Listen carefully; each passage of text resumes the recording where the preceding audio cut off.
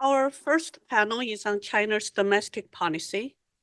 So we are very honored to have invited three well-known academic scholars and policy experts to share with us their view on China's domestic policy. Our first speaker is Professor Shaoda Wang. He's an assistant professor of economics at the University of Chicago Harris Public Policy School. He will talk to us about judicial policy reforms in China. Our second speaker is Dr. Fang from Dana's Fed. She is an economic policy advisor at Dana's Fed, and she will talk to us about population and migration policies. Our third speaker is Professor Shanjun. Shanjun is a chaired professor of economics at Cornell University, and Shanjun has been working tirelessly promoting the academic exchanges between US and China. So he will talk to us about electric vehicle market and related policies. We will have a question and answering session after the presentation. So now, Lauda, please take it from here. Thanks so much for having me.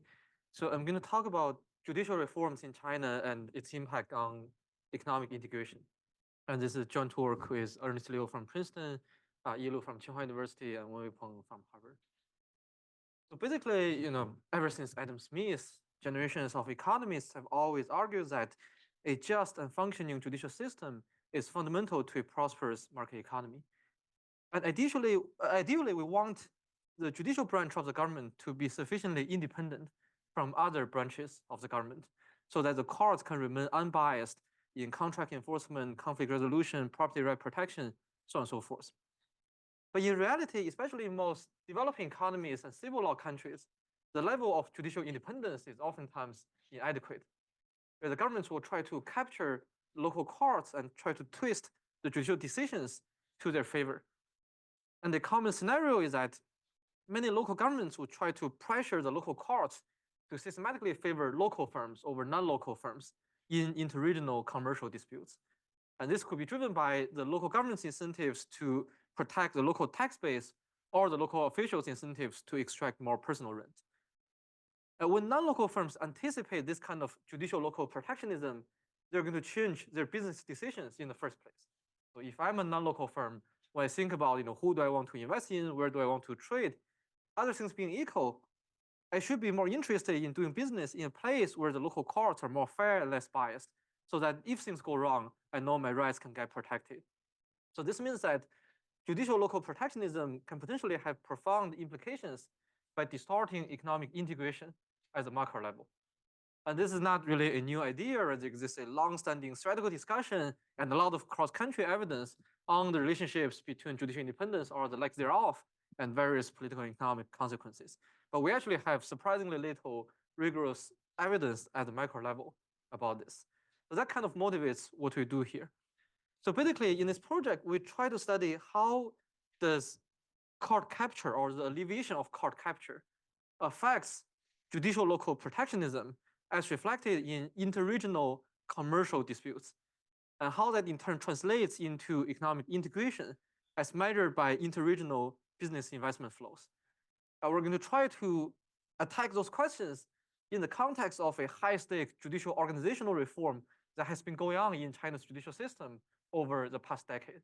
So I'm going to explain the reform in much greater detail, but the main idea is that the government tried to, over the past decade, decouple the local governments from the local courts by consolidating the control over the local courts to a much higher level. So we're going to try to understand what are the potential benefits of decoupling lower level governments from lower level courts, but also what are the potential costs of consolidating even more power to the top. And to answer those questions, we first put together two pretty novel administrative data sets.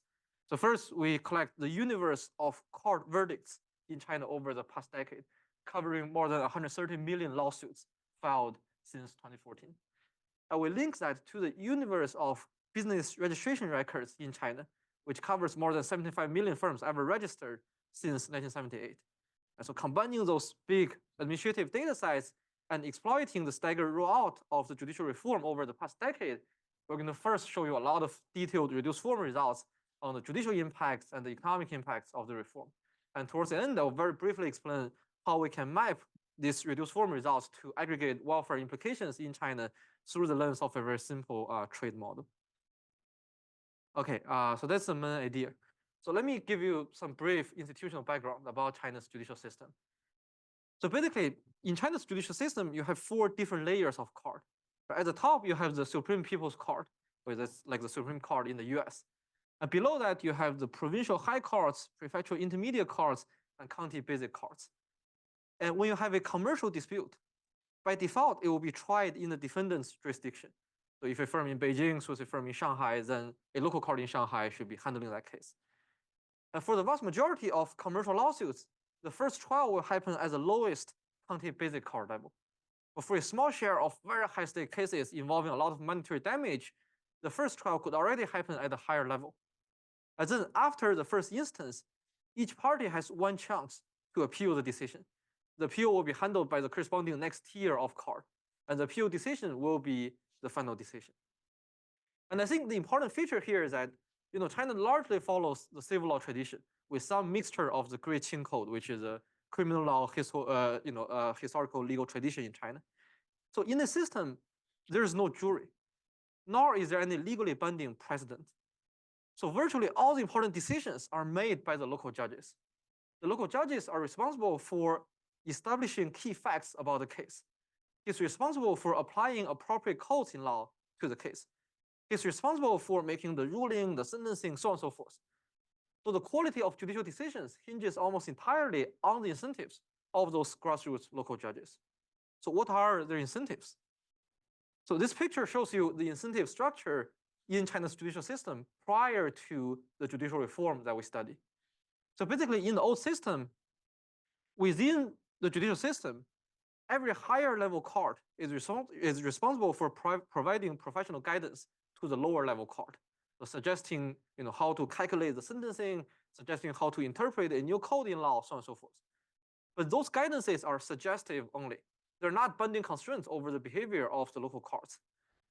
In contrast, the real leverage over the local courts were held outside of the judicial system by the corresponding levels of local governments. So specifically, for every level of local court, its finance and its personnel were both controlled by the corresponding level of local government. So for example, think about a county basic court. If the court wants to appoint a new judge or promote an existing judge to a higher rank, or pay salaries and bonuses to the judges, or pay operation fees to court activities, all those decisions need the approval of the county government leader. So in this setting, if you think about the local judge, virtually his 2 strongest incentives, financial incentive and career incentive, were both controlled by the corresponding county government leader. So in this setting, if the county government leader tells the county judge to favor a local firm over a non-local firm, it would be very difficult for him to deny such request. So the system was very vulnerable to the political capture of local judiciaries. And people were very well aware of the problem. Actually, as early as in the 1990s, the president of the Supreme People's Court himself already said that our law is being taken by many local officials as a tool to protect parochial interests. And in 2014, right before the reform that we studied, the Supreme People's Court conducted a national survey of all the local judges, asking them one simple question.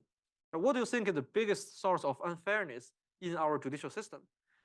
68% of the local judges reported one factor, that's judicial local protectionism. So this was a very widely known problem among the lawyers, the law professors, but also among the people with vested interest in the system.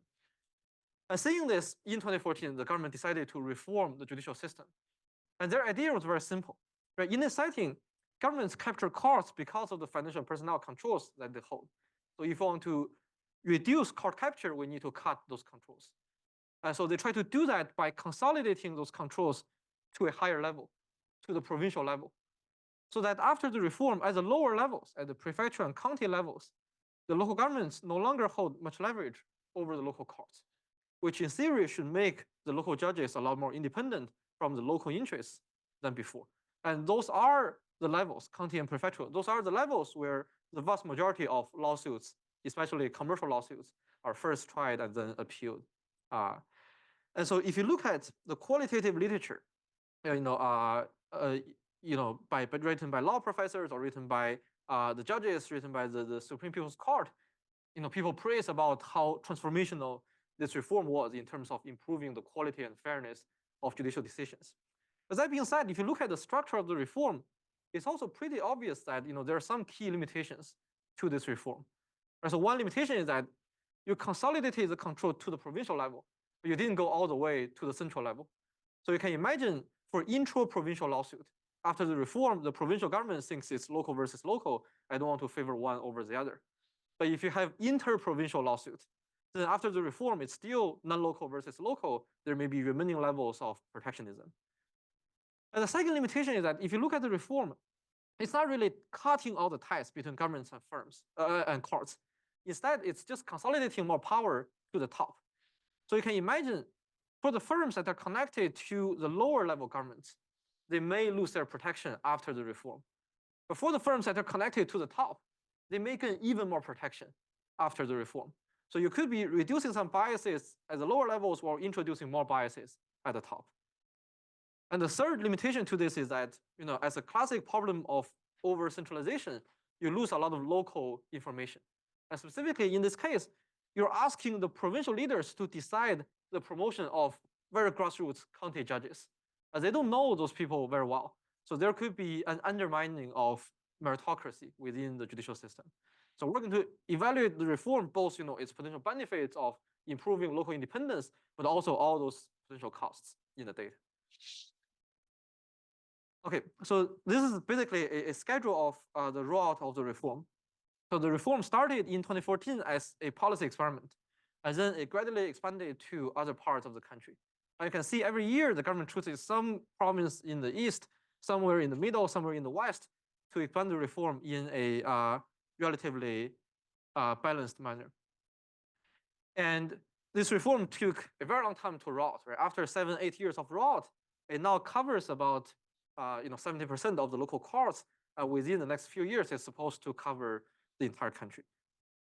And so to understand the consequences of the reform, we put together many different sources of data. We digitize the raw schedule of the reform. We link that to more than 130 million lawsuits filed over the past decade. We then link that to the universe of firms ever registered over the past 40 years. And so a first step with the data is that we want to measure who's winning and who's losing in a lawsuit, which in a commercial lawsuit is actually not super simple. But fortunately, the law literature provides a neat solution to this.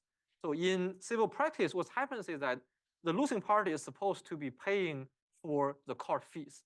So the sharing of court fees tells you who's winning and who's losing from the perspective of the judge, who's actually a decision maker.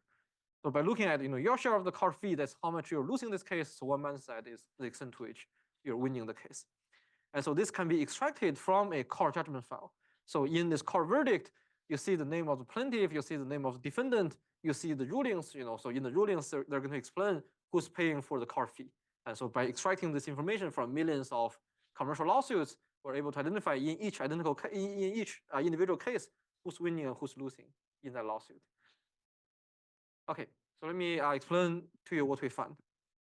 So basically, what we found in the data is that if you look at interregional disputes between non-local plaintiffs and local defendants, the win rate, the rate of winning the case for the local defendants was very stable prior to the reform. But once a local court has undergone the reform, you see a very salient and robust drop in the win rate for the local defendants against non-local plaintiffs. So once the local courts are detached from the local governments, the local judges started to rule much less favorably towards the local defendants compared to the non-local plaintiffs. And the effects are quite persistent even several years after reform rolled. And quantitatively, we're seeing that the reform reduced local defendants' win rates by about 3.2 percentage points, which is roughly a 7% reduction from the baseline average win rate of the local defendants. So it's a pretty sizable effect. And what you see is that the effect is much larger for intra-provincial lawsuit compared to inter-provincial lawsuit, which, as mentioned earlier, is consistent with the nature of the reform that you're mostly targeting intra-provincial protectionism, but there remains a lot of protectionism across different provinces. And then you can look at for what happens to firms with different types of political connections. So here we proxy for political connection using government procurement contract. Right? So if a firm doesn't have any contract with the government, we think it's likely not super connected. If you have contracts with the local government, we think you're locally connected. If you have contracts with provincial or central government, we think you're highly connected. So if you look at the two blue bars here, what we see is that for the non-connected and locally connected guys, the reform reduced local defendants' win rate. And the effect is consistently larger for the guys that are connected to the local governments. So those people who used to receive more protection, they lose that more after the reform. But what's interesting is that if you look at the orange bar, which represents the firms that are connected to the provincial and central governments, the effect basically does nothing to them. And there are two opposite ways to interpret this result, this null result. Right? So one pessimistic interpretation is that the reform has a big limitation that it doesn't shield protectionism for the most protected firms connected to the top. But then the more optimistic view of this is that this reform, despite empowering the higher level governments, is actually not adding more protection to the firms that are connected to the top. And then if you look at the reform, it reduced protectionism at the lower levels without introducing more bias at the top. So the net effect seems to be quite positive on that front. And we can also look at how does this change the meritocracy in the judicial system. And so what we see in the data is that after the reform, the more locally biased judges become less likely to get promoted. So people are no longer rewarded for local protectionism. But at the same time, the judges that are being promoted start to have lower quality. So basically, there seems to be a efficiency and equity trade-off, right? You're promoting less biased, but also less capable judges when you ask the higher level officials to make the promotion decisions. So this is consistent with the idea that they lose a lot of local information when you try to centralize the control of local courts. And then the effects can actually be decomposed into intensive versus extensive margin. So what you see is that on the intensive margin, the effects are all driven by changing incentives of the local judges. So the same judge, for very similar cases, he gives totally different rulings before and after the reform due to his changing incentives. And all the effects are basically driven by that. In contrast, on the extensive margin, what you see is that several years after the reform, you start to see more interregional commercial disputes. So more and more non-local plaintiffs started to challenge the local defendants. And specifically, you see the smaller and less powerful non-local firms started to challenge the larger, more powerful local firms. So people who thought they stood no chance, they started trying after they see the changing behavior of the local judiciaries. And then in the paper, we show that across a different spectrum of measures, you actually see an improvement in the quality of the judicial decisions. It can be measured by what kind of evidence you use, what kind of appeal rate you face, the length of judicial reasoning, what kind of legal code you use, so on and so forth. So it's not just I'm favoring one over the other.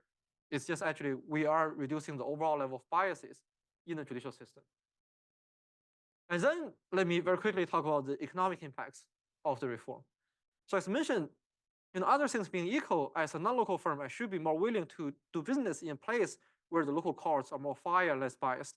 So if a local region undergoes a reform, I should be more willing to invest in that region. But the precondition for this to happen is that the firms need to be aware of the reform and how it rolls out, how it changes judges' behaviors. So if you search about the reform on the internet, you see the local courts spend a lot of effort trying to promote the reform, trying to tell the business associations that we are creating better business environments through the legal reforms. But interestingly, what you see in the data is that the firms initially did not believe that. So for the early adopters of the reform, right after the reform, you don't see a very strong change in their investment in those reform regions. Right? Only like 3 years, 4 years after the reform, after they see some changes, they started to change their investment decision. They start to invest more in the reform regions. And then if you look at the green bar, which represents the late adopters of the reform. So by this time, when these regions adopt the reform, many other regions have already undergone the reform. So then the firms have a much quicker response. So there is some learning, about the reform on the side of the firms, which changes their investment decisions. But overall, we do see on net, when a region undergoes a reform, it attracts more inward business investments from non-local business and individual investors. And what's really interesting is that what you see is that the effect is opposite for new entries versus the formation of joint ventures. So you actually see after a region undergoes a reform, there's a reduction in the formation of joint ventures between non-local firms and local firms. You see an increase of direct entries by non-local firms.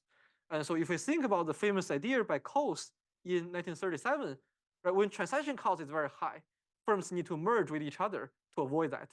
But when you lower transaction cost, like through a judicial reform, then firms no longer need to merge with each other. We can just operate on our own and just trade with each other, which is actually exactly what we see in the data. Right? When you implement a judicial reform, there's less formation of joint venture and more direct entry. And so in the end of the paper, we write down a very simple model to map those different estimates to aggregate welfare implications through a very simple trade model. So basically, according to our calculation, when the reform covers the entire country, it has the potential to foster better economic integration and eventually increase total economic surplus by about 2% of China's GDP. So there's a pretty substantial return to reducing judicial local protectionism. And I think I'm over time, so I'll just stop here. Thanks for the patience. Well, before I start, share the disclaimer and the view expressed here are those of the authors and do not necessarily represent the view of the Federal Reserve Bank of Dallas or Philadelphia or the Federal Reserve System. And I'm going to talk about economic growth in China, and Dr. Sanalia has gave us a really nice view about what the U.S. Chinese economy after COVID. I'm going to go back and talk about the Chinese economy way back and from 1970s to before COVID. So as pretty much well known in the audience that China has been growing substantially in the past 5 decades. So as a result of that, the GDP per capita relative to the US back in 1970s is only 3%. And now until 1915, it has went up to 24%. So, and then together combined with the large population size, this means that's why China has become the second largest economy in the whole world. And so what I'm going to do is to provide some explanations of what is behind this picture. And the first one, which is also pretty widely accepted, is that the Chinese economic growth, part of it is coming from the expansion of the change in the industrial side. So we have the private sector has expanded substantially before 1978. The private sectors pretty much are not allowed to operate. And after the reform, we see that the employment in the private sector has expanded substantially. So the private sector, they are allowed to operate and they're more productive. As a result, we see that they hire more workers, they use more capital, and they produce more output. So that's the one driving force of the economic growth behind the picture. And secondly, recently, Chinese economy is also promoting the capital-intensive sector, and that will serve as a tool to absorb this large expansion, large saving, and a large expansion of capital goods. So we're going to talk about this in our model. And what I want to highlight, which is another feature that's less well known in the economic development literature, is about demographic changes. So here we have the population growth rate. You see that in 1970s, Chinese economic growth, population growth is about 3%. And now we're talking about a number which is pretty much close to 0. So this is really a substantial change on the demographic side. And what is the implication of the in the economy? Well, here we have one measurement, which is about the young dependence ratio. So we're talking about population of people who are below age 15 and as a ratio of the working age population. So we need to feed this young people before they start to become workers. And this ratio has fallen substantially from back 1970s, it's about 80%. Now it's 30%. So this is going to have compound impact to the Chinese economy because we see that less in the future, we're going to see less and less workers. And of course, what is behind this picture is about the population policies. So we're going to, I'm just going to show you this picture about fertility. So in the 1970s, the the total birth rate per adult is about 3. So it's clearly very large. And then it went up quickly in the 1970s when Chinese government is trying to promote, trying to reduce fertility rate, and then it becomes even tighter during the one-child policy. So we see a sharp declining of fertility rate. And nowadays we're talking about the government tries to reverse the policy and try to encourage people to have more kids, etc. And we'll see how effective are these policies. And we, at the same time, we also see that people are living longer. So we have computed the life expectancy by each birth cohort at age of 23. So you see that back in the 1970s, people were only expected to live about 56 years. And now it has been went up to 78. So it's pretty much catch up, very close to the life expectancy in the developed countries. So what does this mean to the economy? Well, I already talked about the birth rate declining means that the population, the economy will have less and less workforce in the future. And in terms of why people are living longer, we're going to see that, well, they optimally choose to save more, so which means that there will be capital accumulation through this channel. And what we also want to highlight is that they also need to respond to this living longer and having less kids by actually invest more on the children's human capital. So this is what the model we'll talk about. So going back to the model, so it's a paper by Dotsie Lee and I worked about a few years ago.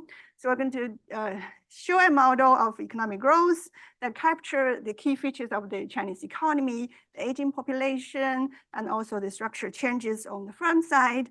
And we put them together because the front side, they're demanding capital and demanding labor, and household, they're saving on and also providing capital. At the same time, they're also workers, so they provide labor. So we want to highlight that although the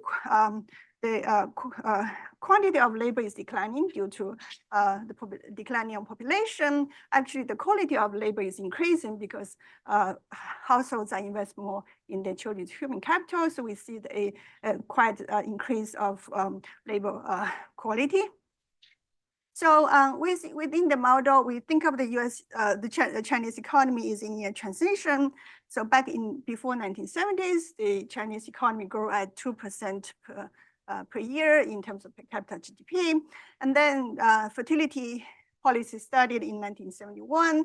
And then gradually also all of the sudden from 1979, which we see the Chinese economy start to be changing, all the other changes start to kick in. So they start to realize they live longer, and they changing the public pension system. Also through the openness and reform, the technology is increasing, and also all those changes in the privatization also kicks in. So all these changes, we're going to put them into the model, and we think we will use the model to simulate how the Chinese economy is growing over time. And with the model, we can analyze the effect of various of these changes on economic growth and also on saving rate. So I'm going to quickly summarize the model. And it's an overlapping generations model. People live for certain years, and then we highlight that there's a really strong tie in among family members through the intervirus transfer and human capital investment. So basically, the parents are going to invest in the children's human capital, and they're going to think about the trade-off of, because they invest, it means that they have to less consume, but at the same time, they actually are going to get payoff, because when they're getting older, the growing children actually provide transfer to them when as sort of the elderly support. So this is important channel because if they live longer, the life expectancy increases, means that they get more payoff. So they're going to invest more in the children's human capital. And at the same time, if they instead of having 3 children, now they only have 1, so they're going to invest heavily on this only child. So that also implies that the human capital investment goes up through these channels. And we also are going to talk about production side. So there's a capital-intensive sector, which is entirely state-owned firms, and then the labor-intensive sector, we capture the change of the private firms. So we're going to model the private firms as entrepreneurs, and when they start, the entrepreneurs are facing really a financial constraint, so they cannot borrow a lot from the financial market to finance the firms. They actually have to start with a tiny firm and then actually expand gradually. So this is also captured here. We also model the distort in financial market when the Chinese financial market develops, there's less distortion, so that helps firm to expand also. So there's also the government, which provides all kinds of interest rate subsidies to sort of affect the reallocation of capital. And also there's a pay-as-you-go Social Security system. And in terms of the household, I mentioned some of them. So households choose consumption saving and also invest in children's human capital. So the first few years of education is mandatory. So they go send the kids to school. And then starting from high school to college, they actually choose how much to invest. And this is the part they're going to adjust when they are living longer, they're going to invest more on the children's human capital with the only child. And because they get the payoff as transfer. Entrepreneurs, well, they want to invest in the firm. They have this really wonderful technology, but they need to have capitals. And how they get it? Well, they have to first save by themselves, and then they borrow some of them from the capital market.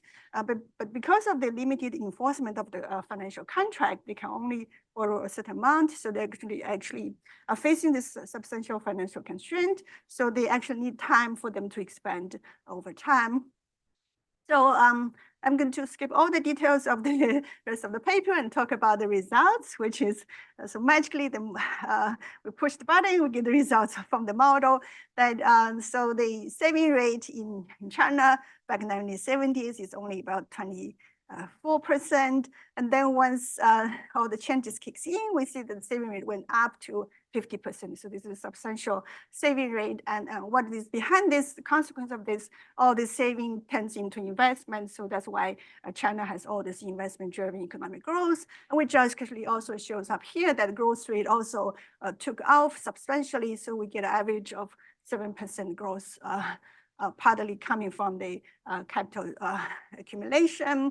And also we see that what we call the corporate savings from the entrepreneurs, which also play a really substantial role in terms of generating capitals, because they save substantial amount so that they can expand their business, and that's being captured here. And what about human capital? So here we show that we look at earnings as a measurement of human capital. We see that over time, the earnings by year is increasing substantially. So the people who are living in the current time, they actually have a much higher earnings than the past generations. And how do we measure?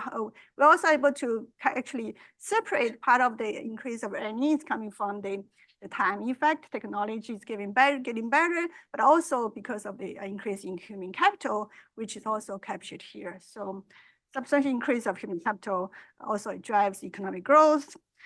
And how do we separate these two? So we can do a decomposition of the industry policies versus the demographic changes.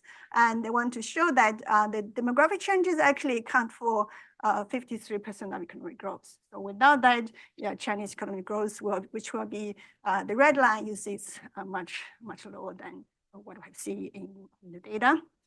So what about human capital? Again, I can go back. I can shut down the human capital China. I say household in the model, they are now allowed to increase more human capital investment to the kids. So as a result of that, we see that earnings in the new generations, especially the younger people, they have a much lower earnings than what the benchmark model tells us. And what about the implication to the economic growth rate? Well, at first 2 decades, we don't see much impact because human capital accumulation takes a long time for it to be effective, because it takes them at least 20 years to become a worker. So we only see the effect in the later part of the sample. We see that at the end of 2019, economic growth rate went down by about 1 percentage points, which is quite substantial. So, so that's about my first paper. And the paper has been explaining economic growth very well, and but does not differentiate one important feature, which is about the rural versus urban. So, I'm going to first spend the rest of the few minutes to talk about the urbanization, which probably people here already will know that the Chinese economy has gone through a massive urbanization in such a short amount of time. So population living in urban is only a quarter in 1990s, and now it's more than 50% of that. Okay, so people are moving to the urban cities. Well, does this mean that the rural and urban are getting similar? And this is my second paper, which is still work in progress. Well, turns out that the answer is no. So in this paper, we documented the substantial difference in the rural and urban in terms of the aging process and the schooling outcome. And also they have very different labor productivity, labor income, etc. And we also have been working with other different separate projects in terms of rural and urban have different saving rates and also different technological adoption. So the plan is to, in this ongoing project, to talk about what can we explain the difference in the outcomes. So I already talked about the first paper, and if we take that paper and apply those different processes in rural and urban, are we able to explain the urban-rural difference? So that's the first question. And if not, what we need to add. So one thing we also need to deal with is talk about the role of migration and also the welfare implication of the migration policies in the Chinese economy. So let me first talk about the size of the migration.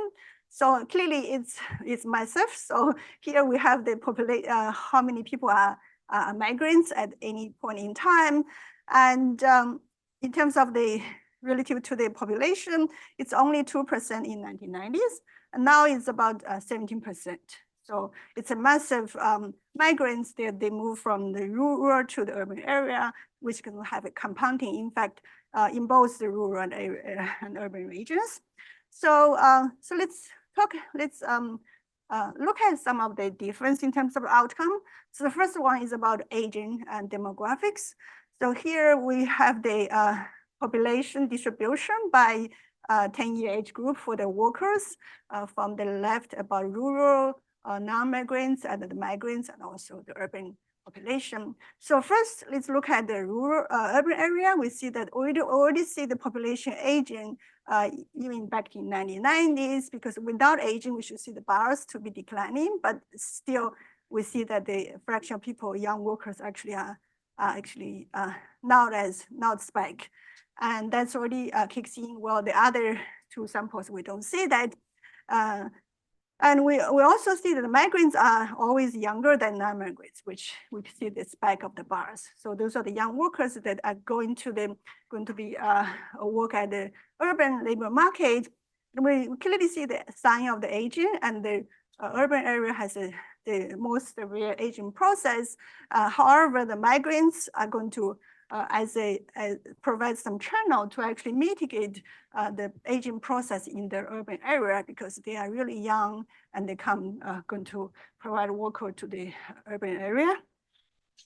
And what about the income implication? So here we have the earnings profile by age for two time period, and we see that both are increasing. So the economy is growing, and both in rural and urban area. However, we see a really large gap of earnings gap. The rurals are much poorer than urban, and over time, the gap is actually not shrinking. So what does the migration play in terms of a change explain this difference? Well, we can think about two potential channels. One is the people are migrating from rural to urban, so therefore they earn a higher wage, and therefore through the channels such as remittance or invest in the children that are in the rural area, they actually may be to help the rural to develop. So that's one channel, which will, migration will help us to reduce the gap in the future. However, there's also another possible channel, which actually migration might be actually brain draining. So which we provide some evidence here. Here we have the education attainment for these three samples over time. And we always, not surprising, rural people are more educated. So they have a high people, more fraction of people with high education. And we also see that migrants are actually more educated than non-migrants. So this is sort of clearly the brain draining channel. So the more educated and more productive workers actually live in rural and go into urban. And we don't see this brain draining process to be slowing down. So it is still going on. So, so clearly we need a model to actually account for these possible channels, which one is stronger. So that's what we plan to do, which is to use the model to tease out, the model will have endogenous human capital accumulation and also saving and technology adoption, etc. So hopefully this will help us to understand what is the rule of migration, what is the rural urban difference. And so let me conclude. And I show that demographic changes play a really important role in the Chinese economic growth, and importantly, the human capital accumulation, which is really important in contribute to 1% increase of GDP growth per capita. And we also see the rural area divide remains, and more work needs to be done to understand the difference by region. Thank you. All right. Good morning, everyone.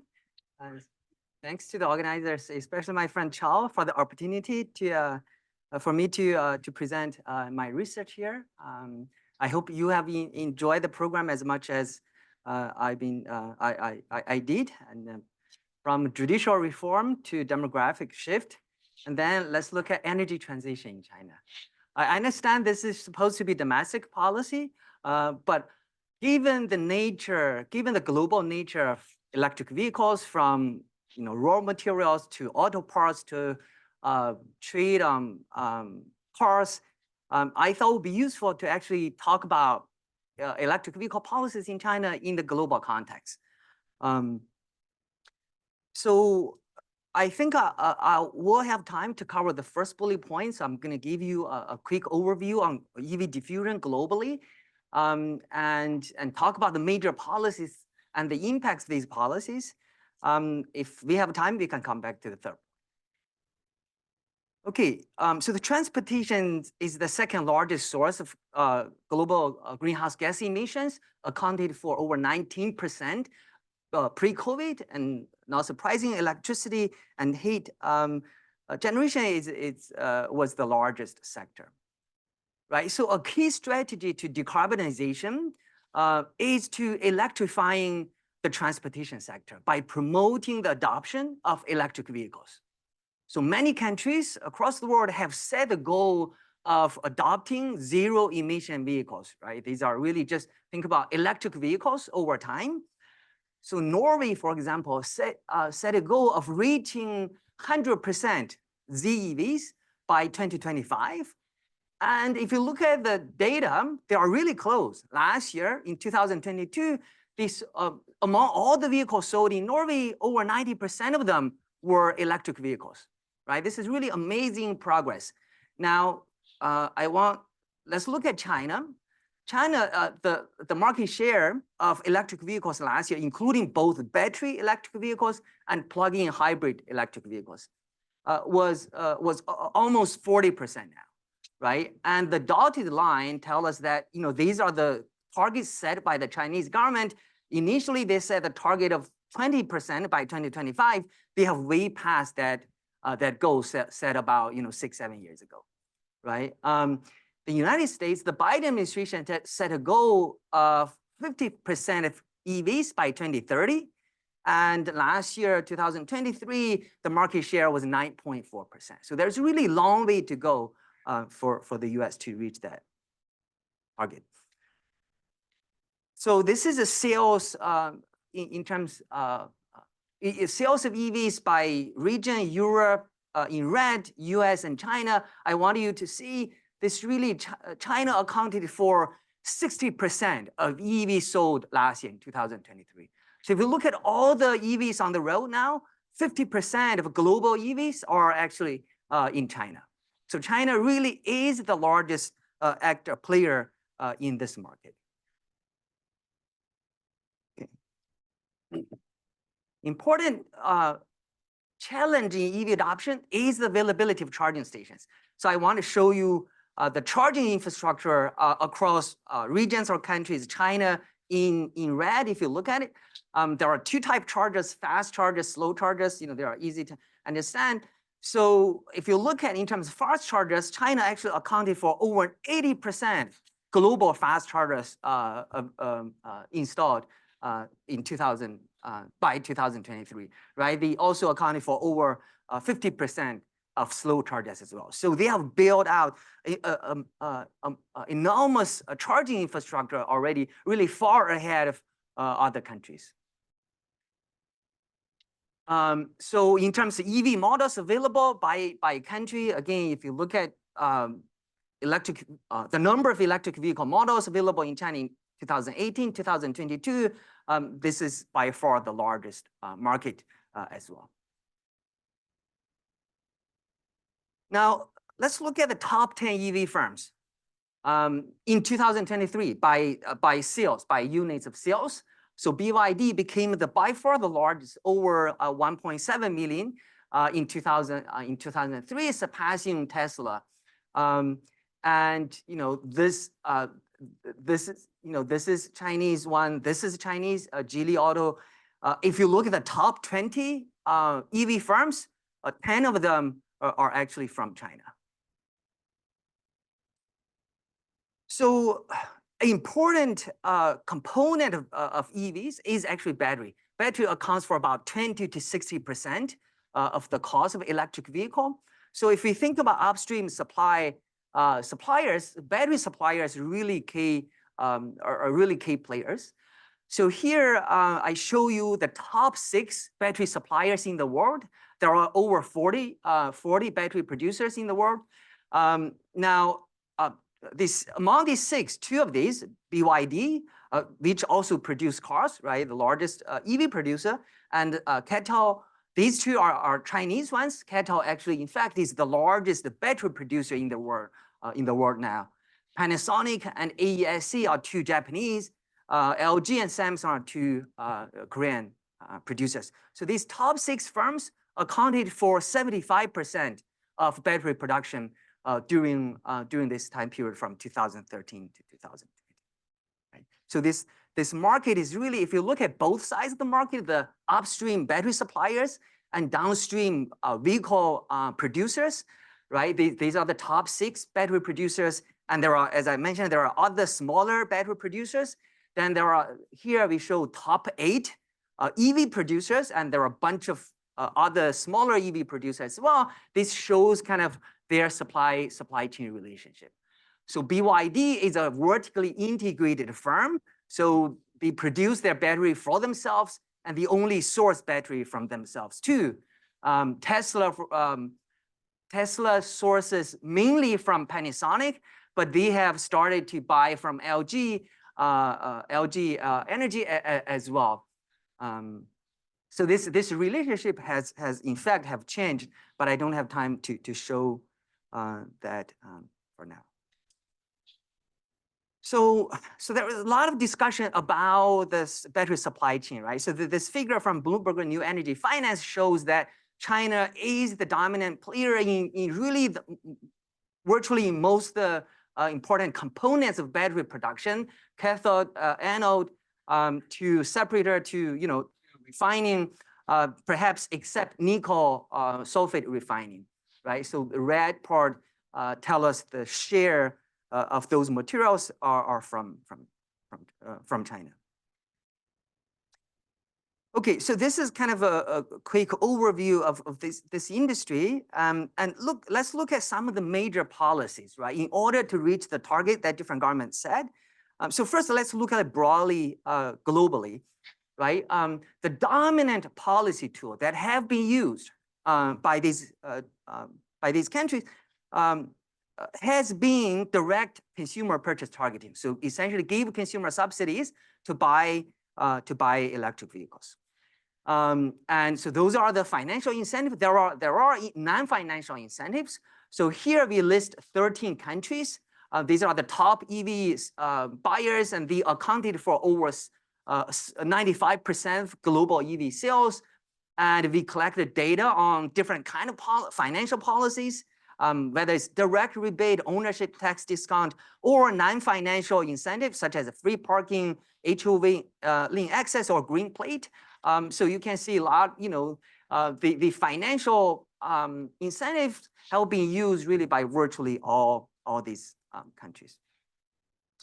In terms of total amount of consumer subsidies, globally, it was about $43 billion in 2022. But there is important variation across country or regions.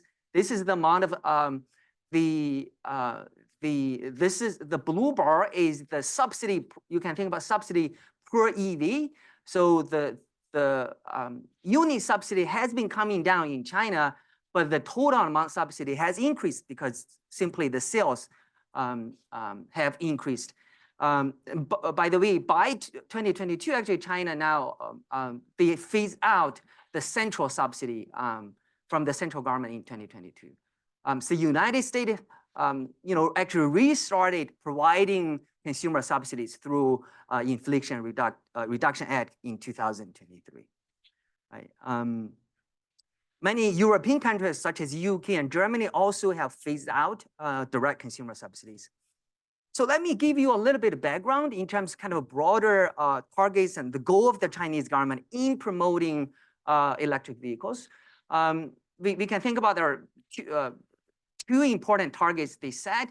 The first one is the new energy vehicle sales target. So their goal from this initial government documents was 2 million units by 2020 and 7 million units, or 20% of all the vehicles sold by 2025. This is 20% of the number or the target that I pointed out.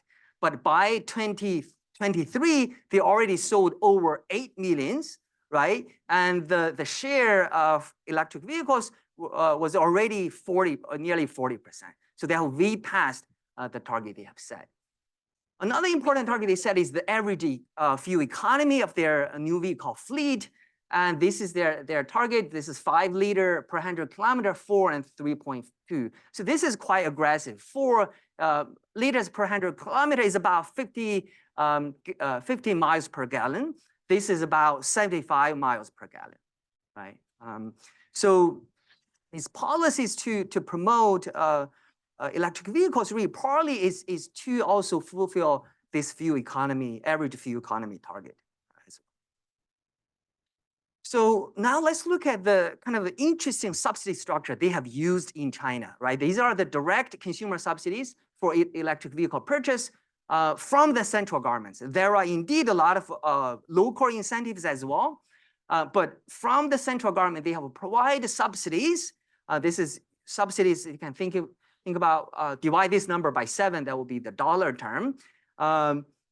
Per EV, and that amount of the subsidies is based on the driving range of that EV model, and it has this step-wise function. It's really interesting design, but the subsidy amount is tied to the driving range, and that's different from many other countries. In the US, the subsidy amount is tied to the size of the battery.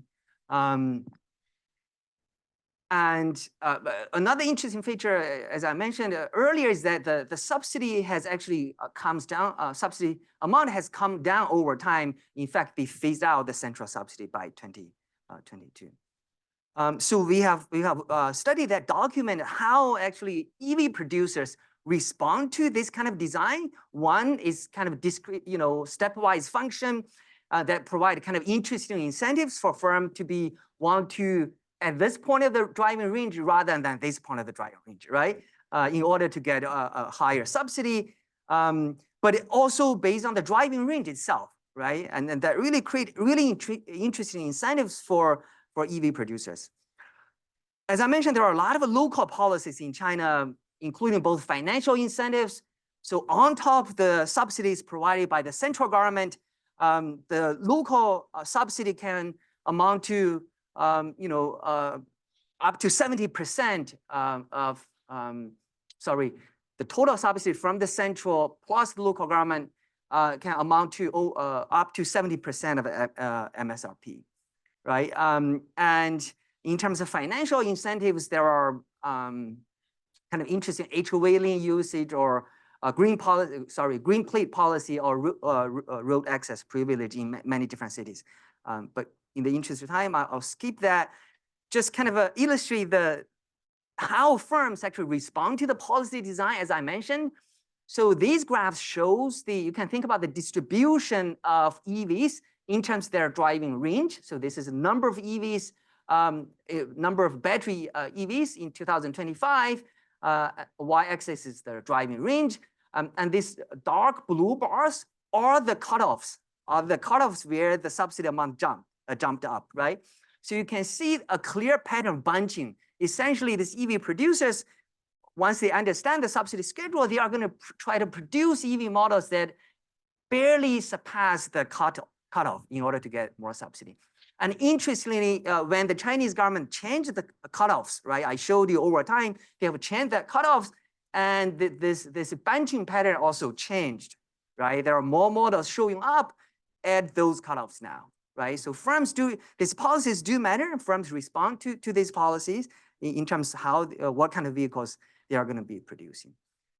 And this is another way to illustrate firms, EV producers change their vehicle weight and their battery capacity in order to increase their driving range to get more subsidy. But I'll skip this given the time. We did a simulation where we say, okay, what if Chinese government didn't use that so-called notched function? Instead, let's think about a linear function, right? So the amount of subsidy is just a simple linear function of driving range instead of that stepwise function. What would be the distribution of driving range among all the EVs produced? Well, the pink bars, I guess, are the observed distribution. So we see the bunching. But if we remove that, instead use the linear function, and the distribution of the driving range would be more evenly distributed. We don't see that strong bunching anymore. That, in fact, has really interesting welfare impacts as well. We try to quantify that. So there is actually efficiency loss from this kind of a bunching pattern. So let me just quickly give you one channel for efficient loss, is that EV models that are in between the two cutoffs, that are really kind of far from the two cutoffs, they really don't have incremental incentive to improve the driving range under the current design, because it's too far from the next cutoff point. They don't have no incentive to improve it. But under the alternative subsidy design, where it's linear, right? Even if you improve driving range by a tiny bit, you will get additional subsidy, right? So that the incentive structure is a bit different. Now, so that's the kind of first policy I want to emphasize. The second one is a type of policy that now are being adopted by the US, by European countries as well.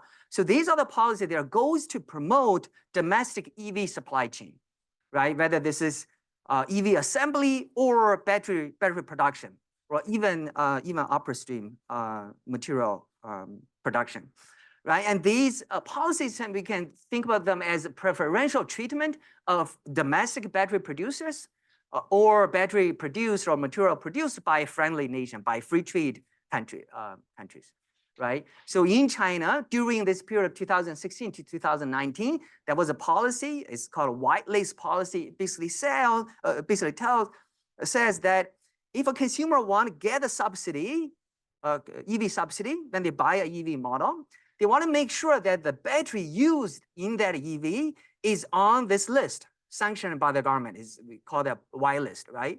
And all the battery producers on that list were Chinese producers, right? Therefore, this really encouraged or incentivized EV producers to source batteries from the domestic producers. You can imagine LG, Samsung, and Panasonic, they were not happy about it, right? So we have a paper trying to look at the implications of this policy. Now, China scrapped that policy in 2019 under the strong protest from both actually, Samsung, LG, and Panasonic, these foreign battery producers, but also from EV manufacturers in China as well, right? Because that policy really limited the set of battery producers they can buy, so reduces their bargaining power, right? In that process. But in the U.S. Inflation Reduction Act, there are, in order for consumers to get the subsidies, there are requirement. Domestic is really not the most accurate word here, but basically require the vehicle to be assembled in North America, and the batteries, a certain percentage of the value added of that battery has to be produced in countries with free trade agreements with the United States, right? So this is really the friendly shoring that we saw earlier today.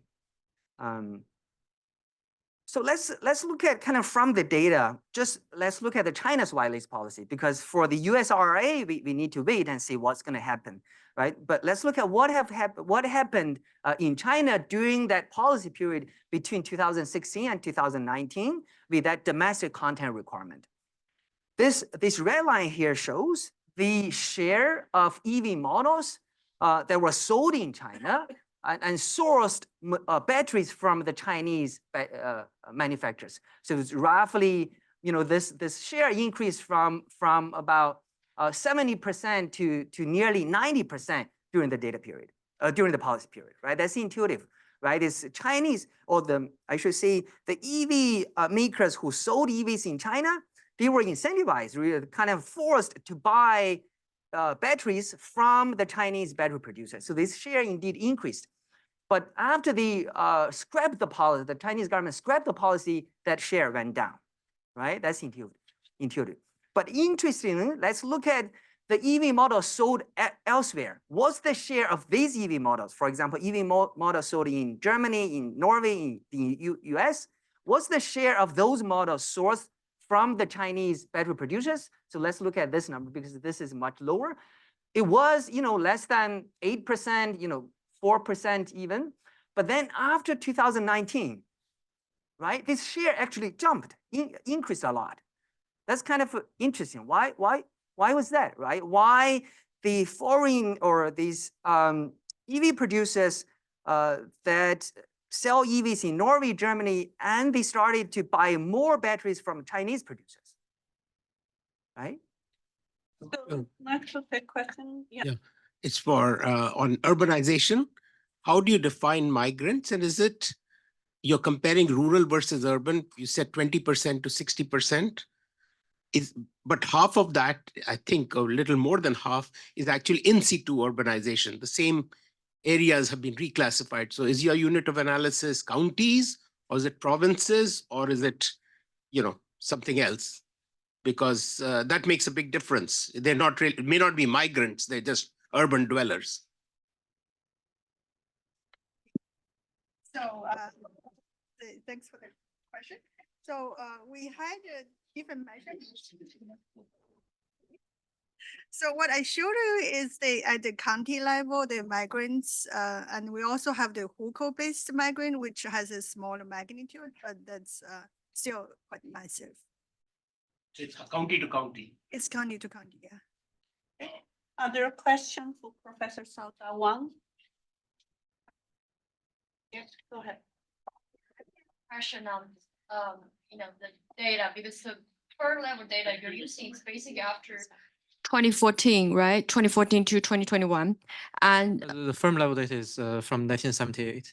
yeah, but the policy was starting to be adopted in 2014, and I know that you are using a staggered, adoption, but does that mean that most of the effects you are capturing are the earlier provinces that are adopting this policy, like Hubei seems to be the earliest? But Hubei endogenously maybe is more protecting their local firms than more coastal provinces like Jiangsu. Yeah, so the data spans from 1978 to 2021. The reform started in 2014. It took a very long time to roll out. So basically, we're studying the impacts of the 7-8 year span of the reform. And actually, I very quickly showed this towards the end that the early adopters of the reforms they actually triggered very slow response from the firms because the firms were not convinced initially that this actually works. But after several years, they started to respond with their investments. And then for the late adopters, the firms already witnessed what happened in other provinces. So the onset of the effect became much faster for the later rounds. So the organizer have told me that we're really short of time, so we will have the coffee break. And if you have, we can take one more question. Okay. And then one more question there, yeah. Okay, one more question.